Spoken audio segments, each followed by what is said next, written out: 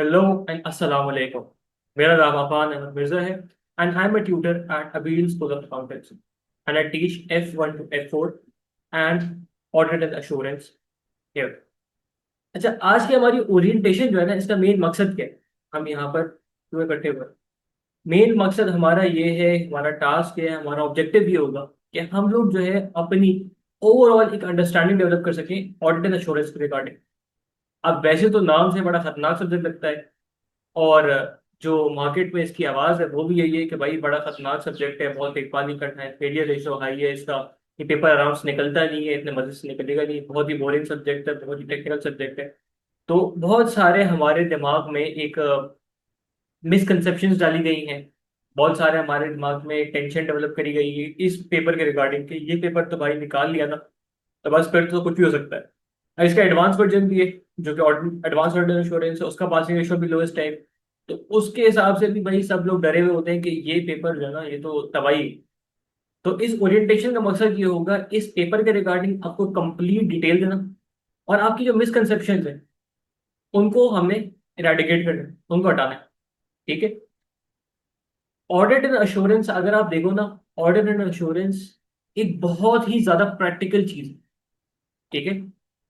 लेकिन ये सब्जेक्ट जो है कंप्लीट थ्योरेटिकल, मतलब इसमें न्यूमेरिकल्स वगैरह बहुत रेयरली है, मटेरियलिटी की कैलकुलेशन होती है। तो अब होता क्या है कि जब नॉर्मली बंदा पढ़ता है ना इसको, वो पढ़ता है थ्योरी के हिसाब से। ठीक है। अब है ये कंप्लीटली प्रैक्टिकल चीज जो आपने करनी होती है जाकर। ये ऐसा नहीं है कि यार आपने पढ़ लिया, आपने अप्लाई करने का, आपको अगर अप्लाई किया तो अच्छी बात है, नहीं किया तो नहीं। ऐसा नहीं है यहाँ पर। इसमें ये है कि आपने इसको अप्लाई करना ही करना है, भले आप जो है किसी एक छोटी कंपनी में हो या बिग फोर ऑर्गेनाइजेशन के अंदर। ठीक है। तो इस चीज को पढ़ने का तरीका ये है कि इसको जितना ज्यादा प्रैक्टिकल अप्रोच कर लेके चलो आप, जितना ज्यादा आप हर जगह इसको अप्लाई करते हुए चलो, वहां पर उतना ज्यादा आपका चांस बढ़ जाता है पास होने का। ठीक है जी। अब अगर आपको मैं बोलूँ कि यार आप ऑडिट अपनी जिंदगी में रोजमर्रा में इस्तेमाल करते हो, आप लोग सर कैसी बातें करें, ये तो नई चीज सुन ली। ये तो हमने ऑडिट इंश्योरेंस का पेपर 2 महीने पहले देखा है कि होता क्या है, सर सिलेबस नहीं पता अभी तक हमें पूरा, आप बोल रहे हैं अप्लाई करो। भाई ऑडिट जो है ना, बेसिक मकसद क्या है, ऑडिट का मकसद क्या है कि चीजों को चेक करना, कि जैसी दिखाई जा रही है वैसी है या नहीं। ठीक है। तो अगर ऑडिट के बारे में बात करें तो क्या अपनी जिंदगी में आपने ऑडिट नहीं किया कभी? भाई ऐसा हो ही नहीं सकता ऑडिट ना किया हो। यहाँ पर अम्मियाँ टमाटर लेती हैं तो भाई उसको ऑडिट कर लेती हैं, आप तो ये बहुत बड़ी चीज बोल रहे हो। आपने जिंदगी में जो भी चीज परचेज करी है उसके रिगार्डिंग आपने ऑडिट के बहुत सारे प्रोसीजर अप्लाई किए हुए होंगे। कैसे? अब मैं आपको बताता हूँ एक छोटा सा एक प्रोसेस। आपने जाके खरीदना है एक मोबाइल फोन। दुनिया में हर बंदे ने कहीं ना कहीं मोबाइल फोन खरीदा होगा या खरीदते हुए देखा होगा किसी को। ठीक है। अब अगर हम बात करें कि यार और हमने जो है मोबाइल खरीदा, उसमें ऑडिट कैसे आपने डाल दिया भाई? सबसे पहले क्या आप जाकर उस मोबाइल की फीचर देखते हो कि भाई कंपनी ने लिख के क्या दिए? हाँ भाई देखते हैं। फिर क्या आप रिसर्च करते हो अपनी कंपनी में जाकर या फिर किस पूरे मार्केट में जाके भाई कि कौन बंदा इस मोबाइल को किस पैसों में बेच रहा है? आप मल्टीपल लोगों से क्या कोटेशंस लेते हो? तो ये ऑडिट प्रोसेस है, वेरिफिकेशन करना। क्या आप देखते हो कि भाई आप मोबाइल पीटीए अप्रूव्ड है, आप एक मैसेज भेजते हो, आप चेक करते हो कि पीटीए अप्रूव्ड है या नहीं, जो कि हमारे दुकानदार ने बोला था, आप चेक करते हो? ये ऑडिट प्रोसीजर है। अगर आपको मैं बोलूँ कि यार आपने मोबाइल जब स्टार्ट किया तो स्टार्ट किया बैटरी हेल्थ चेक करते हो, तो क्या है ये ऑडिट प्रोसीजर है कि भाई कब दुकान वाले जो हमें बोल के ये चीज बेची थी, क्या ये वैसी है कि नहीं। तो आप अपनी जिंदगी में कोई भी चीज परचेज करोगे, कोई भी स्टेप लोगे, कोई भी चीज करोगे, आप अभी अगर मेरे एग्जाम की ओरिएंटेशन भी देख रहे हो, सही है, आप मेरी जो ओरिएंटेशन देख रहे हो इसमें भी आप कुछ ना कुछ ऑडिट कर रहे होगे। आप बोल रहे हो कि भाई मैंने ऑडिट का सुना है कि ये ऐसा ऐसा पेपर होता है, दूसरों से मैंने सुना है कि ये ऐसी चीज होती है। तो क्या मैं चेक तो करूं कि भाई ये ऐसी चीजें बता रहे हैं वो ऐसा ही है या नहीं। अब मैं ओरिएंटेशन दे रहा हूँ, मैं इस चीज को डिस्क्राइब कर, इसके बाद आप क्या करोगे? ओरिएंटेशन देखने के बाद आप जाके बोलोगे भाई सर ने बता तो दिया, सही बताया भी नहीं बताया, ऐसा नहीं घुमा दिया आप लोगों को सस्ते के चक्कर में कि भाई ये आसान आसान बोल के लेके जाए बाद में फंसा दे। तो भाई आप जाके सिलेबस भी चेक करोगे। इसको बोलते हैं प्रोफेशनल स्केप्टिसिज्म। मतलब कि एक शकी मिजाज रखना हर चीज की तरफ कि जाई जो चीज बताई जा रही, जो चीज दिखाई जा रही, क्या वो वैसी ही है या नहीं है, उसको चेक करना, उसको क्वेश्चन करना, ये चीज आपकी प्रोफेशनल स्केप्टिसिज्म एक बहुत बड़ा पार्ट है ऑडिट, और बहुत इंपॉर्टेंट पार्ट है। अब इसको अगर हम बोले तो खवातीन में तो बहुत ज्यादा होगा, जो ऑडिटर खवातीन बहुत अच्छी बन सकती हैं। ये एक ऑडिट का आपको मैं प्रैक्टिकल एप्लीकेशन बता रहा हूँ। अभी हमने ना सिलेबस देखा है ना कुछ देखा है, अभी से मैं आपको बता रहा हूँ कि ऑडिट जो है आपकी लाइफ से बहुत ज्यादा इंटीग्रेटेड है। तो अगर इसको हमने पढ़ना है तो हमने अपनी जिंदगी से इसको जोड़ के चलना है कि भाई हमारी लाइफ में किस तरीके से ये चीज अप्लाई हो सकती है। चाहे ऑडिट प्रोसीजर हो, चाहे एविडेंस हो, चाहे हमारी ऑडिट रिपोर्ट ही क्यों हो, हर चीज जो है आपकी लाइफ में कहीं ना कहीं अप्लाई हो रही होगी और हुई है। जो कि आपने देखी है लेकिन आपको उसकी नॉलेज नहीं थी तो आपने इग्नोर कर दिया। लेकिन जब हम इस चीज को लेके चलेंगे तो आप ये चीज देखोगे कि यार हाँ ये चीज तो मैंने देखी गई, ये चीज तो मैंने की है। तो उसको जब आप लिंक करोगे तो इनशाला आपका एप्लीकेशन वाला फेज जो है वो आपके लिए बहुत ईजी हो जाए।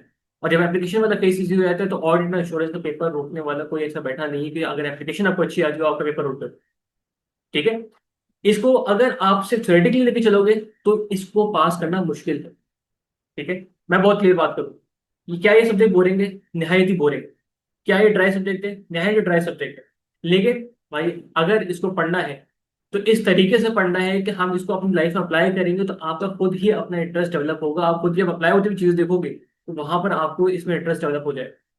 तो इसको अगर हम लेके चलेंगे तो इंशाल्लाह प्रैक्टिकल एग्जाम्पल से कुछ स्टोरीज के थ्रू थ्योरी स्टैब्लिश करेंगे जहां पर हम लोग अपनी कंप्लीट कॉन्सेप्ट अंडरस्टैंड करेंगे। तो इसके साथ हम शुरू करते हैं हमारी जर्नी को। सबसे पहले हम डिस्कस करेंगे हमारे एजेंडा क्या मीटिंग का। सबसे पहले मैं आपको ऑडिट एंड एश्योरेंस का एक ब्रीफ मैंने इंट्रोडक्शन दे दिया कि होता क्या है, किस तरीके से हम लोग अपनी जिंदगी में देखते हैं। थोड़ा और इसके बारे में हम डिस्कशन करेंगे। फिर पेपर पैटर्न देखेंगे कि पेपर का पैटर्न क्या है, कितने मार्क्स एलोकेट होते हैं, टाइमिंग क्या है, मार्क्स एलोकेशन क्या है, पासिंग रेशियो क्या है, ये सारी चीजें यहाँ पे डिस्कस की जाए। उसके बाद हम एक सिलेबस के ब्रेकडाउन पे जाएं कि भाई सिलेबस को किन सेक्शन में ब्रेकडाउन किया और हर सेक्शन बोल क्या रहे हैं, हर सेक्शन के अंदर पढ़ेंगे क्या हम लोग, ये तो पता होना चाहिए ना भाई आपको। जब कोई भी चीज स्टार्ट करो तो उसका ब्रेकडाउन लेना भी जरूरी है। उसके बाद फिर हम लोग देखेंगे भाई कि कॉमनली बच्चा फेल क्यों होता है इस एग्जाम में, और हमने उस फेलियर रेट को कम करने के लिए क्या स्ट्रेटेजीज अप्लाई करेंगे। तो इंशाल्लाह इस ओरिएंटेशन के बाद आपके दिमाग में जितने भी फितूर है इस डबल ए के पेपर को लेकर इंशाल्लाह इंशाल्लाह वो क्लैरिफाई हो जाए। तो आगे बढ़ते हैं। सबसे पहले भाई ऑडिट के बारे में हमने देखा कि ऑडिट क्या होता है। ऑडिट होता है कि हमने चेक करना है जो फाइनेंशियल स्टेटमेंट्स, जो income statement balance sheet company ने हमें बना कर दी है वो क्या सही बना कर दी है नहीं दी। अब ये मार्क्स वगैरह से ना हम लोग पहले थोड़ा सा एक ओवरऑल डिस्कशन लेते हैं कि ऑडिट करने की वजह क्या है। यानी को ऑडिट करने की वजह अगर हम बात करें तो क्या है कि तीन लोग होते हैं। एक है हमारे पास शेयर होल्डर, एक है डायरेक्टर या मैनेजर, सीईओ हमारे कंपनी का मैनेजर जो होता है, और एक है ऑडिटर। ये तीन पार्टी है हमारे पास। अब भाई शेयर होल्डर कौन है? शेयर होल्डर है पैसे देने वाला। अब सीईओ कौन है, डायरेक्टर कौन है? कंपनी चलाने वाला। अब मैं आपको बोलूंगा कि यार आप जो है अपनी गाड़ी किसी और को दे दो वो चलाएगा, तो यार आप क्या अपना एक नुमाइंदा नहीं दोगे कि यार आप चेक तो करो कि गाड़ी चलाने लायक है नहीं है, क्या इसने गाड़ी सही तरीके से चलाई है नहीं चलाई है। क्या ये बोल रहा है कि भाई आपकी गाड़ी जो है 7-8 की एवरेज दे रही है तो चेक तो करो कि किस तरह चला रहा है, एक पेट्रोल चोरी तो नहीं कर रहा कहीं ना कहीं। तो आप अगर अपनी गाड़ी दे रहे हो किसी और को तो आप वहां पर एक बंदे को अपने साथ बैठाओगे कि भाई सही तरीके से ये चल रही है नहीं चल रही है, जिस तरह ये बता रहा है वैसे है कि नहीं। तो यार आप तो कंपनी की बात कर रहे हो यहाँ पर। तो क्या शेयर होल्डर ये नहीं करेगा कि भाई किसी बंदे को हायर करेगा कि भाई आप बाहर वाले बंदे हो, आप अनबायस्ड बंदे हो, आप चेक करो कि ये क्या कंपनी में जो चीजें हमें बता रहे हैं कि इतना प्रॉफिट हुआ है, क्या इतना ही प्रॉफिट हुआ है या बीच में खा गया कुछ ये। तो यहाँ पर मेन पर्पस ऑफ ऑडिट क्या है कि चेक करना कि फाइनेंशियल स्टेटमेंट्स एक ट्रू एंड फेयर पिक्चर दे रही है कि नहीं। ट्रू एंड फेयर का मतलब क्या है? साफ, ट्रांसपेरेंट और ओरिजिनल जो चीज है वैसी ही दिखाई जा रही है या कुछ और बनाया जा रहा है, पीछे कुछ और चल रहा है। तो यहां पर ये चीज हमें देखनी है। ठीक है जी। अब ऑडिटर जो है ना एक थर्ड पार्टी होता है जिसका कंपनी से कोई ताल्लुक नहीं होता। उसको हायर कौन करता है? हायर करता है share holder. Share holder appoint करता है किसको? ऑडिटर को। ऑडिटर क्या करता है? ऑडिटर आके भाई कंपनी के अंदर ना सारी चीजों को छान लेते हैं कि भाई अगर आपने परचेज करी, बोला भाई इसके डॉक्यूमेंट दिखाओ। आपने सेल करी, अब अपने F1 में चीजें अपना आपके सारी चीजें कनेक्ट होना स्टार्ट हो। F1 में पड़े थे और डॉक्यूमेंट्स क्या होते हैं? परचेज करें तो परचेज एक्विजिशन होगी, गुड्स रिसीव नोट होगा, इनवॉइस होगी। तो भाई वो सारे डॉक्यूमेंट मंगवाएगा, सारे डॉक्यूमेंट मंगवाएगा। फिर वो चेक करेगा भाई यहाँ पे 20 रुपए का लिखा है क्या, यहाँ 20 रुपए का लिखा है नहीं लिखा है। क्या आपने बोला था कि परचेज एक्विजिशन के अंदर, या हमने जब बाहर हमने एक ऑर्डर प्लेस किया था 20 रुपए लिखे थे उसके ऊपर, जो हमने इन्वॉइस की क्या 20 रुपए का ही माल पैसा दिया हमने उनको दिया है। हाँ भाई दिया, टैली हो गया, आगे बढ़ो।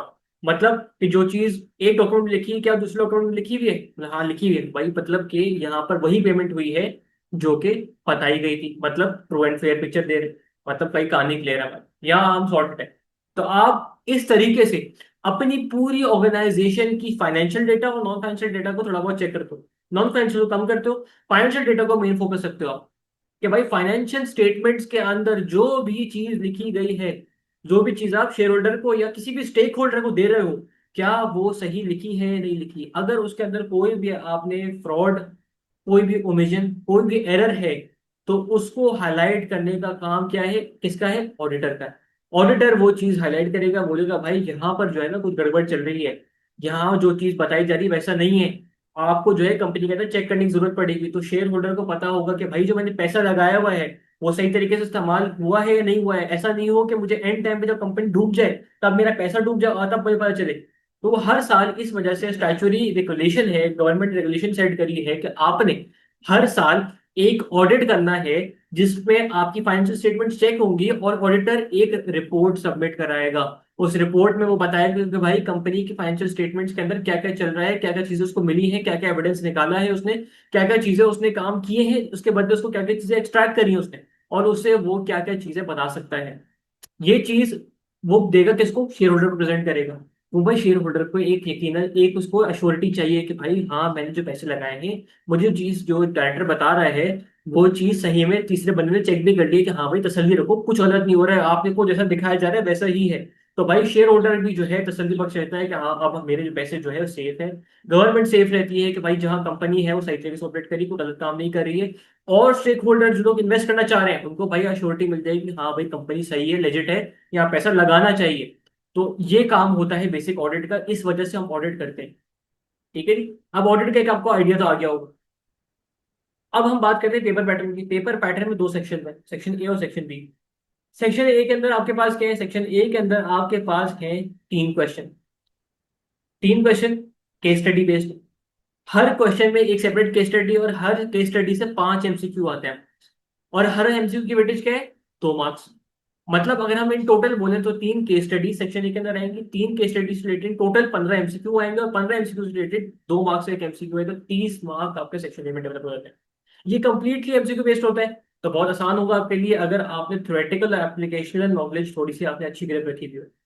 ठीक है, इसको हम प्रैक्टिस बेनतहा करेंगे, अप्लाई करने की सिनेरियो बेस्ड क्वेश्चंस भी करेंगे, सिनेरियो बेस्ड डिस्कशंस भी करेंगे, तो आप इस चीज से बेफिक्र हो कि सिनेरियो से बच जाओगे, वो आपको हम होने नहीं देंगे। फिर आता है सेक्शन बी, ये है आपका असल टेस्ट। इसमें आपने आंसर ड्राफ्ट करने होते हैं, जो कि नॉर्मली हमारे स्किल लेवल्स के अंदर बहुत कम आता है। इस लेवल के ऊपर आपने जो है अपने आंसर को क्या करना है, ड्राफ्ट करना है। यहाँ पे आते हैं आपके पास 3 क्वेश्चन।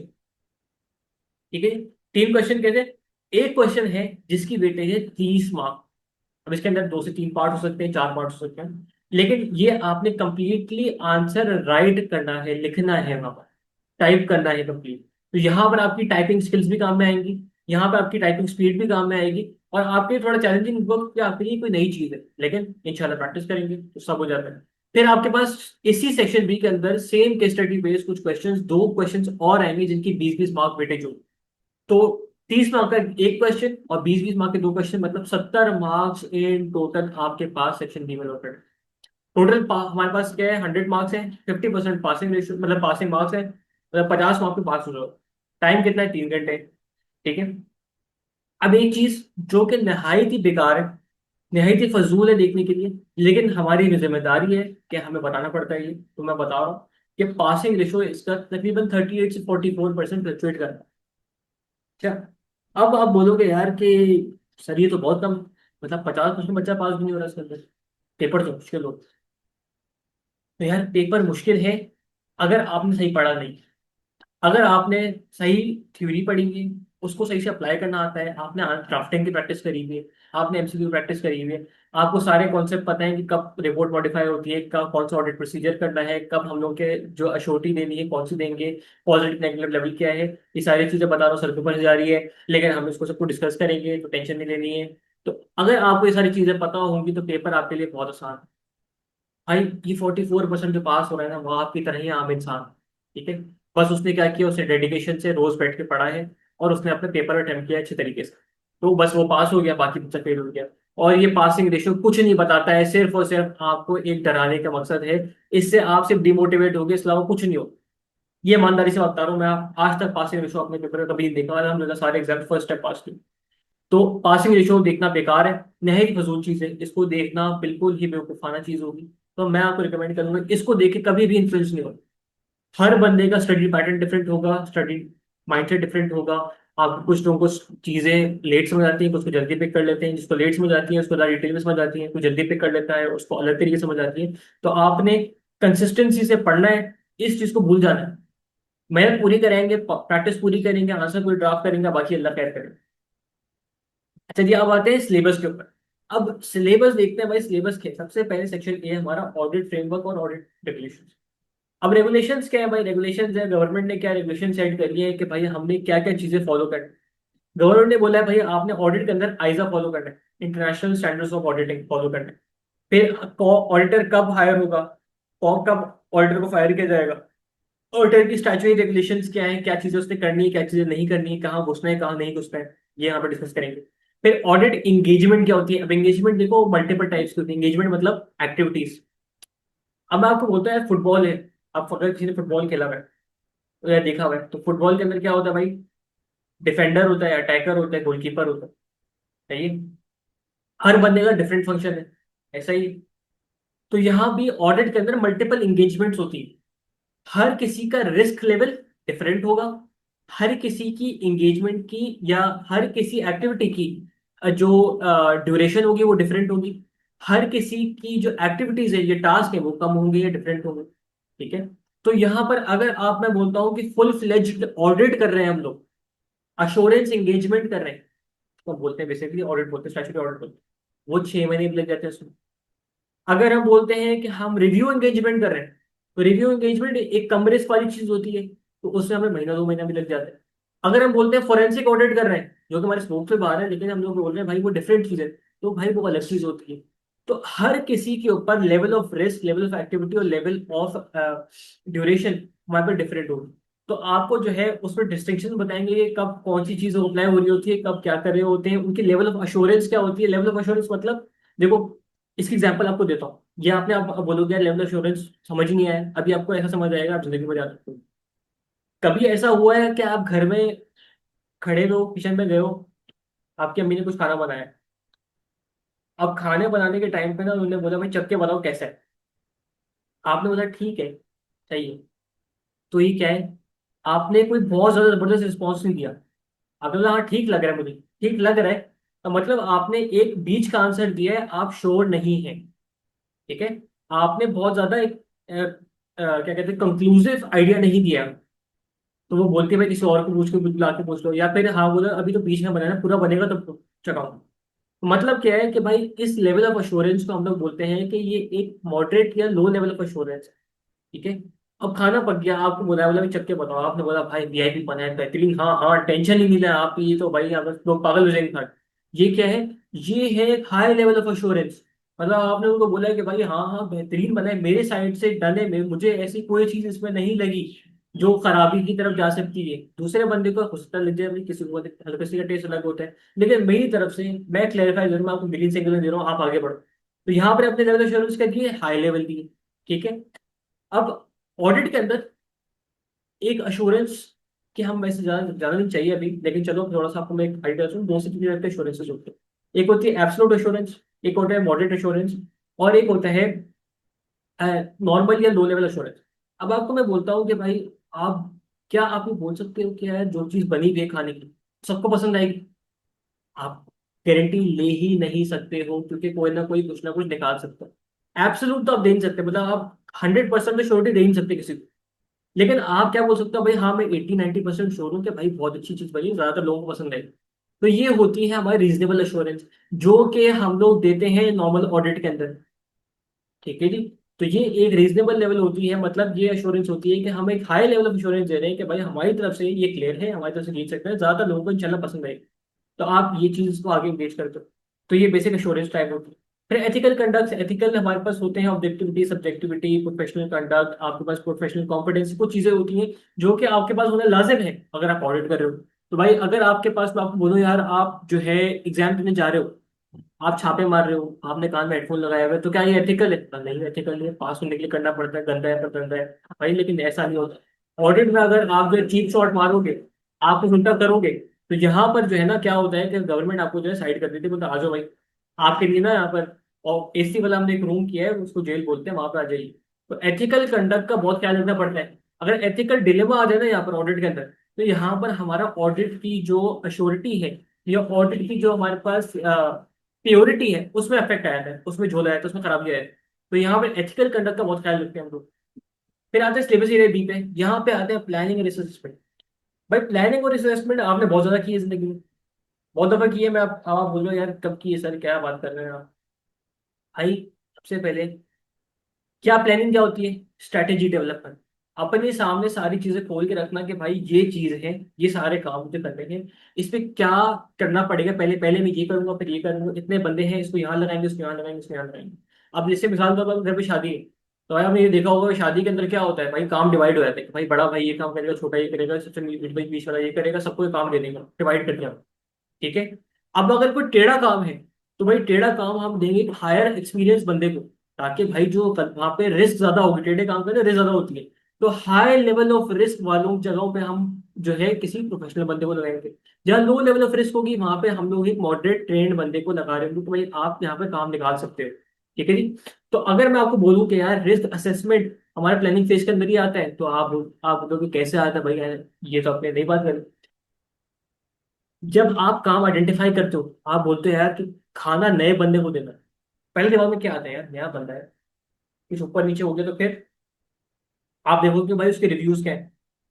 आपने रिव्यूज तो यार उसके कभी बहुत अच्छे आ रहे हैं, कभी बहुत कम आ रहे हैं, मतलब क्या है, हाई फ्लक्चुएटिंग, हाई फ्लक्चुएशन है उसके पास। कोई एक आपका पक्की ठोस चीज नहीं आ रही कि हाँ यार बिल्कुल डन करने वाली करो, तो यहाँ पर रिस्क आपकी हाई होगी कि यहाँ पर फ्लक्चुएशन ज्यादा आ रही है।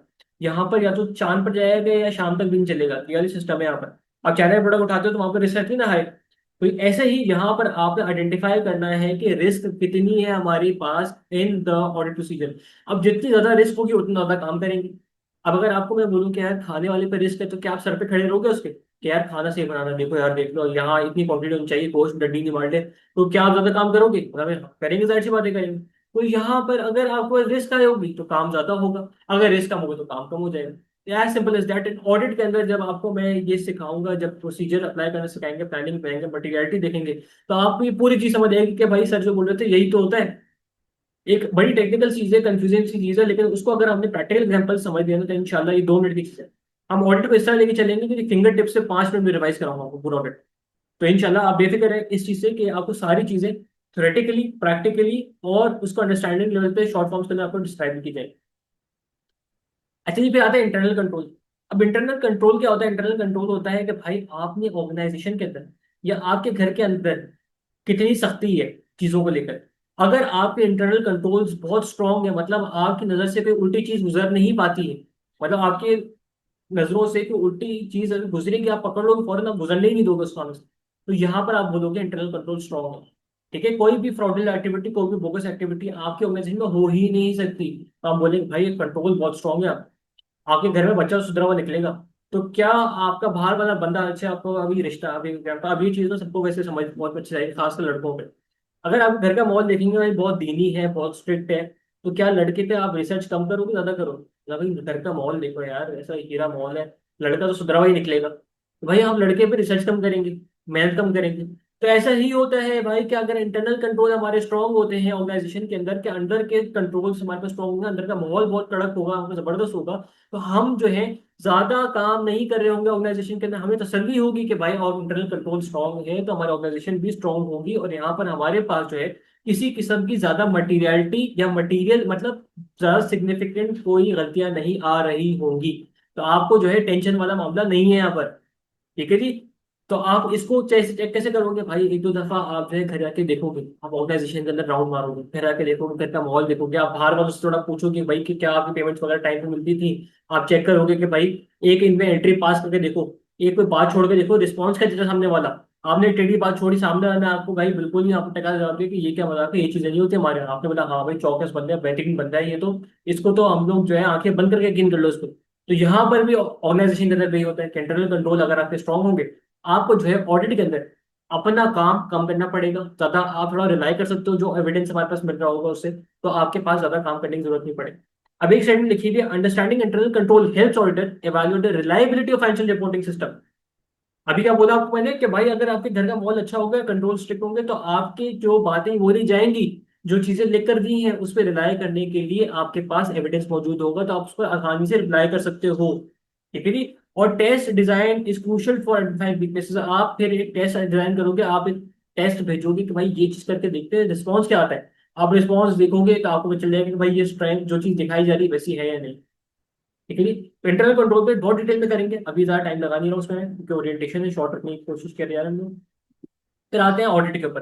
भाई ऑडिट एविडेंस, ये बड़ी मजेदार चीज है। ऑडिट एविडेंस होती क्या है? ऑडिट एविडेंस होता है कि भाई जो चीज आपने बताई गई है उसको चेक तो करेंगे, ऐसा ही है। तो चेक तो करेंगे, तो भाई चेक करने का मतलब क्या होता है, हमने क्या करना है, जो चीज दिखाई गई है उसको हम लोग टेस्ट तो करेंगे। अगर मैं आपको बोल रहा हूँ कि भाई मोबाइल जो है ना आप जाके ईंट में मार दो, आप मोबाइल नहीं टूटेगा, आप बोलोगे पक्की बात है देख लो, मैं मार के देखूंगा। मैं कहा हाँ, तो आप जाके मारोगे नहीं क्या? बिल्कुल। आप जाके टेस्ट करोगे, भाई ईंट पे मारोगे मोबाइल, बोलोगे टूट गया ये तो भाई। मैं बोलूंगा भाई आप तो पैसे दे दो, आप मोबाइल तोड़ दिया मेरा। तो यहाँ पर क्या किया आपने, जो है मेरी एक लिखी गई चीज को, मेरे क्लेम को आपने चेक करने के लिए प्रोसीजर किया है, एक हरकत करी है, जिसके बदले में क्या मिला है आपको? एविडेंस मिला है। अब एविडेंस जो है क्यों जरूरत है कि भाई अगर मैं आपको शेयर होल्डर में जाके बोल रहा हूँ भाई ये डायरेक्टर जो है ना फ्रॉड कर रहा है, तो आप बोलोगे अच्छा फ्रॉड कर रहा है भाई, कैसे आपको कैसे पता? बोलूंगा मेरा दिल कह रहा है कसम से फ्रॉड कर रहा है, मेरे तो ना सिक्स सेंस बोल रही है जाके। तो वो बोलेगा अच्छा सिक्स सेंस क्यों बोल रही है भाई, वजह तो होगी ना यार, कोई तो क्या आपको दिखा ऐसा? बोल रहे मिला तो कुछ नहीं है लेकिन मैं पता नहीं क्यों मेरे दिल से आवाज आ रही है कि कुछ तो गड़बड़ कर रहा है। तो बोलेगा सर वो दरवाजा दिख रहा है ना, उसके बाहर दिल रखें अपना और गाड़ी में बैठ के निकलने आप, आपकी दिल की सुनने नहीं बैठे हम। हमें चाहिए एविडेंस कि आप अगर एक्विजिशन लगा रहे हो कि कंपनी के अंदर चीजें सही नहीं चल रही तो एविडेंस तो दो हमें। या अगर बोल रहे हो कंपनी में चीजें सही चल रही है तो भाई तो भी तो एविडेंस दो कि किस बेस पे बोल रहे हो आप मुझे। तो यहाँ पर एविडेंस एक बहुत क्रूशियल चीज है, ये बहुत जरूरी चीज है कि जिसकी बेस के ऊपर आप अपनी चीजों को प्रूव करते हो, अपनी ऑडिट रिपोर्ट को प्रूव करते हो कि भाई हाँ मैंने जो बताई गई है ऑडिट रिपोर्ट इशू करी है, मैंने जो आपको बता रहा हूँ उसकी इस बेसिस पे बता रहा हूँ कि आपके भाई ये चीज हो रही है हमारी कंपनी के अंदर। ठीक है जी। अब इसमें एविडेंसेस क्या हो सकता है भाई, आप रिकॉर्ड्स इंस्पेक्ट कर लो, आप चीजें होते हुए देखो, आप बाहर से लोगों से पूछो भाई कंपनी की क्या रिपोर्ट है क्या चल रहा है। अब देखो आप इस सारों को ना, अब मैं डिजिटल एग्जांपल रखते हैं कंटिन्यू, भाई आपको समझ में आती है हम क्या कर सकते हैं, हमें बतानी पड़ेगी। आपकी जो है एक लड़के का भाई बात चल रही है, अब लड़के से क्या होगा, सबसे पहले हम क्या करेंगे भाई उसकी सीएनएस चेक करेंगे, रिकॉर्ड्स इंस्पेक्ट कर लिया। फिर हम उनके हाथ चाल चलन पे ऑब्जर्वेशन रखेंगे भाई कि कहाँ जा रहा है कहाँ आ रहा है, उसके दांत वांत चेक करेंगे, पान गुटखा तो नहीं खाता, सिगरेट तो नहीं पीता। उसके मामला थोड़े बहुत देखेंगे कि क्या कर रहा है, किस तरह कर रहा है, गरीबों से बात किस तरह कर रहा है, अपनी नीचे से लोगों से किस तरह बात करता है, अपने ऊपर लोगों से बात किस तरह करता है, उसका ऑब्जर्वेशन रखेंगे। फिर बाहर से रिपोर्ट लेंगे ऑफिसर के दोस्तों से कि भाई क्या रिपोर्ट है क्या सीन है इसकी, कुछ हम लोग निकाल पाएंगे, पुलिस इंस्पेक्शन करवाएंगे कि भाई बंदा सही है नहीं है क्या है।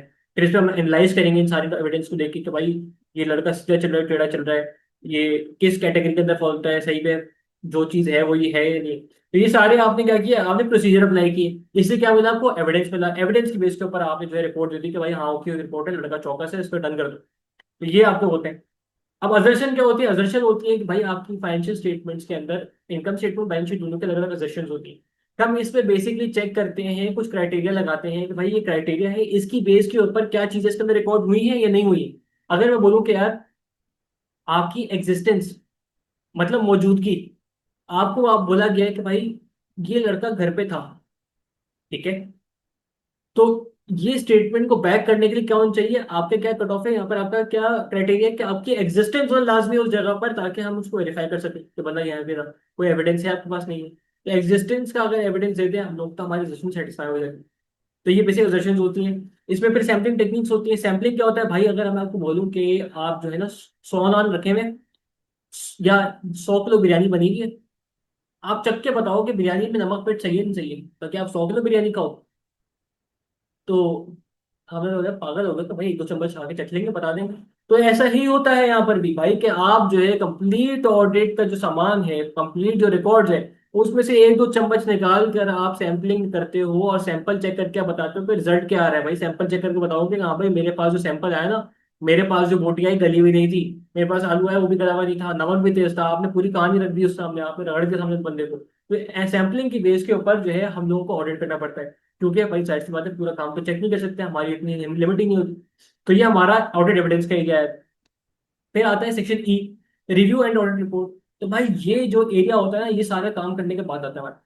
सब सारे बात करने काम करने के बाद क्या आता है, हम लोग क्या करते हैं, सबसे पहले हम लोग चेक करते हैं कि भाई सब्सिक्वेंट इवेंट, सब्सिक्वेंट इवेंट क्या होता है। सब्सिक्वेंट इवेंट होते हैं कि हमारे जो ऑडिट रिपोर्टिंग पीरियड होता है, मतलब रिपोर्टिंग पीरियड मतलब 31 दिसंबर नॉर्मली होता है, कि 31 दिसंबर के बाद कोई अगर कोई हरकत हुई है कंपनी के अंदर, तो उसका अगर 31 दिसंबर को पता होता हमें, तो क्या हम 31 दिसंबर को अपनी फाइनेंशियल स्टेटमेंट में कुछ चेंजेस करते हैं। वो लोग अगर हाँ, भाई हम लोग चेंज करना चाहिए, हमें हम उसको ध्यान में रखना चाहिए। अगर हम लोग नहीं, तो भाई नहीं करेंगे। इसमें फाइनेंशियल रिपोर्टिंग का बहुत गहरा ताल्लुक है। फाइनेंशियल रिपोर्टिंग अगर आपने अच्छे से पढ़ी हुई तो यहाँ पर बहुत काम आएगी। फिर रिटर्न रिप्रेजेंटेशन, रिटर्न रिप्रेजेंटेशन का मतलब ये है कि भाई आपको जो बंदे ने कुछ क्लेम किया है, कि मैं बोल रहा हूँ कि भाई मैं आपको ऑडिट पास कर दूंगा, मुझे लिख के दो। तो भाई मैं आपको लिख के कैसे दूंगा, आपका भी तो ताल्लुक है इससे, आप भी बताओ। तो यहाँ पर अगर मैं आपको लिख के दूंगा, तो ये एक वीक एविडेंस होगा। मतलब कि अगर मैं आपको लिख के दूं यार पास हो जाओगे, तो आप पढ़ोगे, आप बोलो भाई मैं तो हो गया, सर ने बोल दिया पास हूँ, मैं तो पास हूँ, मैं तो तैयारी छोड़ के फेल हो गई, नहीं हो गया। भाई अब मेरा एविडेंस तो फेक हो गया यहाँ पे। तो रिटर्न रिप्रेजेंटेशन का मकसद ये होता है कि आपने मैनेजमेंट से एक पेपर ले लिया, उसको बोला कि जो चीज बोले वो लिख के दो, इन रिटर्न चाहिए। तो इन रिटर्न अगर आपने जो है एक चीज ले ली, तो जरूरी नहीं है कि वो चीज सही हो या नहीं हो, वो एक वीक एविडेंस कहलाता है, क्योंकि जिसने जो चीज बनाई होती है उसको वो चीज बहुत पसंद आती है। मतलब बोलते हैं माँ बाप को तो अपनी औलाद पसंद ही होती है, भाई अपनी अपना प्रोडक्ट है, उनको कौन खराब बोलेगा। तो भाई यहीं पे यहाँ पे ये भी है कि कंपनी ने अगर फाइनेंशियल स्टेटमेंट खुद बनाई है, तो वो क्या खुद बोलेगा इसके अंदर गलती करी है मैंने, कभी भी नहीं बोलेगा। तो यहाँ पर यही होता है कि रिटन रिप्रेजेंटेशन अगर हम ले तो मैनेजमेंट से ले रहे हैं, फाइनेंशियल स्टेटमेंट मैनेजमेंट ने बनाई है, भाई दोनों से एक ही बंदे से आप दो चीजें ले रहे हो। आप बोले बनाओ भी, आप अश्योरिटी भी आप दे दो, तो भाई ऑडिट भी उसी से करवा लो फिर तो आप, अगर आप इस पर रिलाई कर रहे हो। तो आपने अपनी मेहनत पे रिलाई करना है, लेकिन एंड कुछ भी ना मिले तो आप इस पे रिलाई करो। फिर बोलते हैं गोइंग कंसर्न। गोइंग कंसर्न क्या होता है कि भाई आपकी कंपनी की इतनी औकात है कि वो अगले 12 महीने तक ऑपरेट कर सके। तो इसको असेस करेंगे, इसको देखेंगे कि अगर कंपनी की चलने की औकात है, चलने के फंड्स हैं उनके पास, तो हम लोगों को क्या करना चाहिए, अगर नहीं है तो क्या करना चाहिए, ये दोनों चीज चेक करेंगे। फिर ऑडिट ओपिनियन, जो हमने सारे प्रोसीजर किए हैं, जो सारे एविडेंस लिए हमने, हमारे प्रोफेशनल स्केप्टिसिज्म को अप्लाई करते हुए, हमने प्रोफेशनल जजमेंट को अप्लाई करते हुए जो भी सारी चीजें निकाली हैं, उनकी बेस के ऊपर एक ऑडिट ओपिनियन देंगे कि भाई हम अपने हमारे मुताबिक हमने जो ऑडिट का काम किया है, हमने जो एविडेंस मिला है, हमें जो रिपोर्टें मिली हैं, उस हिसाब से हमें लगता है कि भाई ऑडिट की जो फाइनेंशियल स्टेटमेंट्स हैं वो ट्रू एंड फेयर पिक्चर दे रही हैं, या ट्रू एंड फेयर पिक्चर नहीं दे रही है। तो आप उसको ऑडिट ओपिनियन दोगे, उसमें से एविडेंस दोगे, और आप दोगे किसको, शेयर होल्डर को दे रहे हो। तो ये हमारा तकरीबन लास्ट एरिया होता है ऑडिट का। इसके बाद ऑडिट हमारा खत्म हो जाता है। फिर आखिरी जो है हमारा बेसिकली एक ओवरऑल एक इंडस्ट्री के बारे में डिस्कशन है। एक तो भाई स्प्रेडशीट की tools, pivot table, V lookup, x lookup, ये आपके जो है बेसिक, वैसे हम लोगों के पास एक एक्सेल का कोर्स होता है एडवांस एक्सेल का, इसके अंदर बेसिक एक्सेल के अंदर आपको सारी चीजें सिखाई जाती हैं, तो वो कोर्स मैं रिकमेंड करूंगा, जरूर करें आप लोग। लेकिन ये है कि अगर आप जो है स्प्रेडशीट को हम सिखाएंगे ना बिल्कुल साथ में, स्प्रेडशीट यूज करना सीख जाते हो, एक्सेल यूज करना सीख जाते हो, तो भाई ये स्किल बहुत जरूरी है। और ऑडिट में घुस रहे हो, आपको एक्सेल नहीं आता, तो मतलब आपके पास जो है आप बोल रहे हो मैं गाय गिराने जा रहा हूँ, आपको छुरी नहीं, जो सीधी बात है ये आपकी बोल रहा हूँ, आप खाना खाने जा रहे हो, आपके पास आपका हाथ गंदा है या आपको चम्मच नहीं, तो ये कहानी है आपके स्प्रेडशीट और ऑडिट का इतना रिलेशन।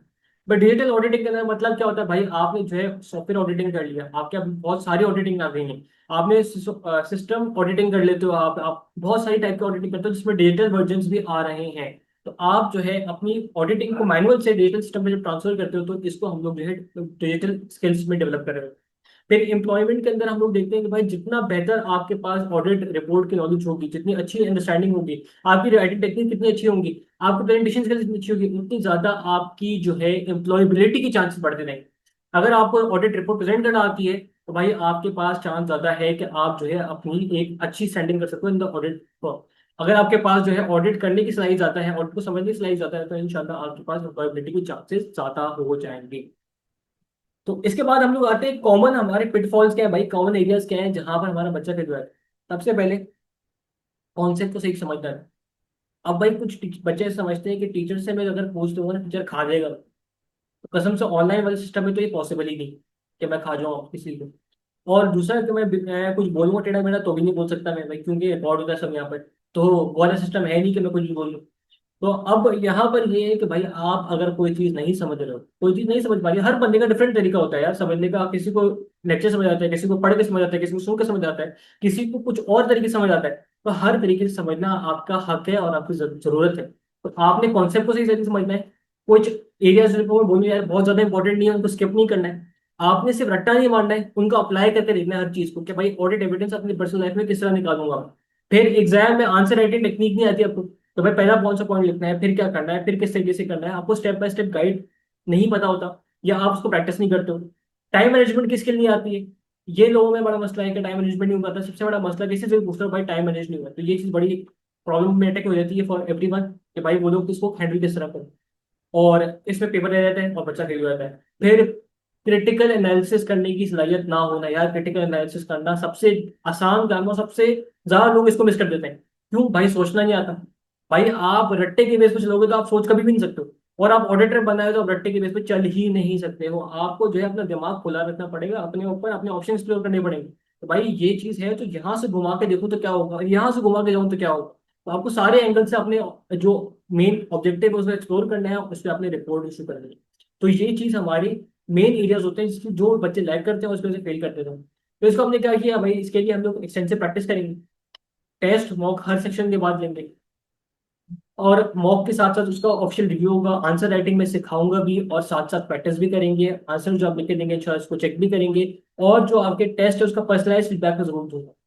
अब हम लोग की क्या टेक्निक्स होती हैं, मैं आपको पर्सनल स्टडी प्लान दूंगा इंशाल्लाह। प्री रिकॉर्ड लेक्चर्स जो है मेरे जो होंगे इंशाल्लाह, आपको वो 30 to 45 मिनट से ज़्यादा लेंथी लेक्चर नहीं मिलेगा। तो आपके लिए इजी रहता है कि आप लेक्चर समझ सको, रिटेन कर सको, रिवाइज कर सको। हर लेक्चर के अंदर हर चीज में बेस से स्टार्ट करूंगा, उसके लिटरल मीनिंग से, डिक्शनरी मीनिंग से स्टार्ट करूंगा, और उसकी टेक्निकल प्रोफेशनल लेवल तक लेके जाऊंगा इंशाल्लाह।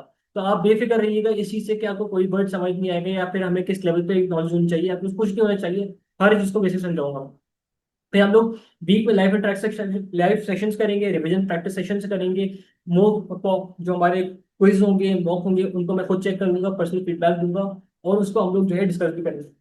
और फिर इन द एंड व्हाट्सएप तो यार हमारे पास मौजूद ही है, और मैं व्हाट्सएप पे ही पाया जाता हूँ नॉर्मली। तो आपने बेफिक्र रहना है कि व्हाट्सएप पे आपको जो है ओवरऑल हर चीज की अंडरस्टैंडिंग, कोई भी टाइम अगर आपको 3 बजे कोई चीज़ समझ नहीं आ रही, मैं जवाब नहीं दूंगा भाई, सुबह उठ के जवाब दे दूंगा, ऐसे कोई टाइम नहीं होता है। लेकिन फिर भी आप मैसेज करेंगे इंशाल्लाह आपके हर मैसेज को वेटर किया जाए। ठीक है जी। तो इसके साथ हम अपनी ओरिएंटेशन को एंड पे लेके आते हैं। एक कोड थोड़ा मुझे पसंद आया था, जो ऑडिट से बड़ा होता है कि यार बहुत ही ड्राई सब्जेक्ट है, तो इस पे कंसिस्टेंसी और परसिस्टेंस बहुत चाहिए। ये सोच के बैठो कि भाई ये पेपर इस दफा क्लियर करना ही करना है चाहे कुछ हो जाए। ठीक है। तो यहाँ पर क्या करेंगे, इस कोड को पढ़ के आगे खत्म करेंगे। Success doesn't come from what you do crazily, it comes from what you do consistent. Stay discipline, stay focused, and hard work will pay off. भाई ऑडिट में यही है कि मुझे पता है आपको पढ़ना बहुत बुरा लगता है, लेकिन पढ़ेंगे क्यों, हमें एसी से क्वालिफिकेशन चाहिए, हमने पास करना है भाई। जो पेपर देकर आएंगे एग्जामिनर परेशान हो जाएगा कि पेपर क्या कैसा बंदा है इसने, क्या हमारा एग्जामिनर लीक तो नहीं हो गया। तो इंशाल्लाह ऐसी तैयारी करके जाएंगे। आपने बेफिक्र रहना है। सिर्फ आपने जो है जो लेक्चर्स हैं, जो नोट्स हैं, उनको फॉलो करना अच्छी तरीके से। अपना दिमाग खुला रखना है, सोचना है, सोचने की सलाहियत पैदा करनी है, और इंशाल्लाह हम लोग जो है इस एग्जाम को आराम से एज करेंगे। कोई टेंशन नहीं है, घबराना नहीं है, हर चीज़ के लिए मैं मौजूद रहूंगा आपके साथ। आपको एग्जाम के रिलेटेड या किसी चीज़ के रिलेटेड भी कोई भी क्वेरी हो तो मैनेजमेंट का नंबर सामने है, आप इनको कॉन्टैक्ट करें। ये आपको मिलकर डायरेक्ट कर देंगे इंशाल्लाह। हम उस पर डिस्कशन जो भी होगी जरूर करेंगे। तो I am looking forward to you guys for your first session, for September session for now, और इंशाल्लाह we'll have a fruitful journey. That's all from our side. Hope you enjoyed the orientation and hope your queries were clear. मिलते हैं इंशाल्लाह course के अंदर, तब तक मेरी तरफ से अल्लाह हाफ़िज़, enjoy it.